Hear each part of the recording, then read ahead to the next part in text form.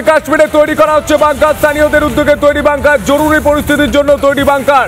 সাম্বা সেক্টরে চলছে বাংকার তৈরির কাজ। বড় খবর, যে ছবি দেখতে পাচ্ছেন সাম্বা সেক্টর, সেখানে চলছে বাংকার তৈরির কাজ।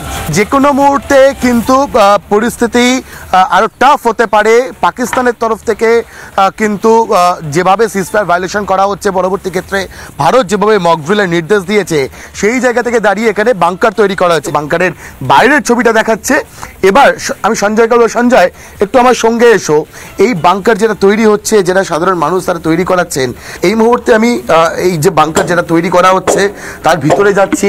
মাটি থেকে বেশ কিছুটা নিচে, স্বাভাবিকভাবেই কিন্তু এখানে এই নিরাপত্তার কথা মাথায় রেখে এই মুহূর্তে দাঁড়িয়ে কিন্তু যে বাংকার, সেই বাংকার তৈরি করা হচ্ছে। এভাবে এখানে প্রস্তুতি চলছে, সেই প্রস্তুতির ছবিটা দেখাও।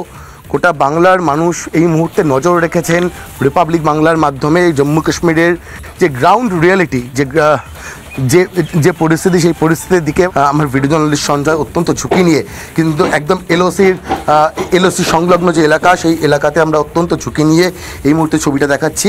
যেমন এইটা যে অংশ, এই অংশ থেকে একদম নিচে হচ্ছে বাংকার, এবং এই যে সিঁড়ি, এই সিঁড়ি বেয়েই কিন্তু বাংকারে ঢুকতে হবে। এবং এই মুহূর্তে দাঁড়িয়ে বাংকার তৈরির কাজ অনেকটাই এগিয়ে গিয়েছে।